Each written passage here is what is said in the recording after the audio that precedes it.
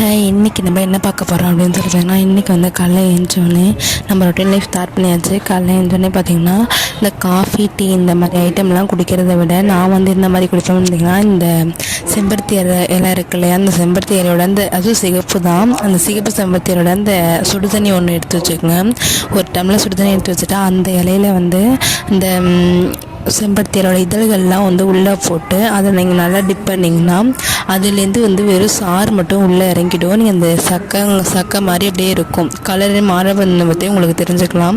So அதை வெளில போட்டு நீங்கள் அதை குடிச்சிங்கன்னா அது வந்து உடம்புக்கு ரொம்ப ரொம்ப நல்லது. ஸோ கலந்து டீ காஃபி இந்த மாதிரி இதை குடிக்கிறத விட இந்த மாதிரி அப்புறம் வந்து முருங்கைக்கீரையை வந்து நீங்கள் இது பண்ணுறது, அந்த இல்லை நெல்லிக்காய் விளக்கலாம், நெல்லிக்காவை வந்து இது சாறு போட்டு குடிக்கிறது, அந்த மாதிரியான விஷயங்கள்லாம் நீங்கள் குடிக்கல உங்களோட உடம்புக்கும் நல்லது, ஹெல்த்துக்கும் நல்ல ஒரு இதாக இருக்கும்.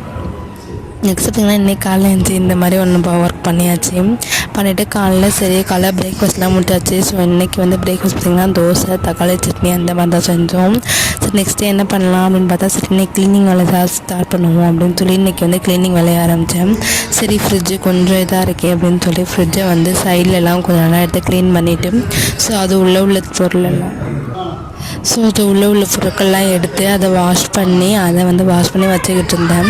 ஸோ இன்றைக்கி வந்து பார்த்திங்கன்னா சரி டெய்லி ஏதாவது ஒரு க்ளீனிங் வேலை பண்ணணும் அப்படிங்கிறத வச்சு அந்த க்ளீனிங் வேலையை நம்ம பார்க்கணும் அப்படிங்கிறத மாதிரி இன்றைக்கி நான் க்ளீனிங் வேலை பண்ணேன். Okay, thank you. நெக்ஸ்ட் வீடியோவில் பார்க்கலாம்.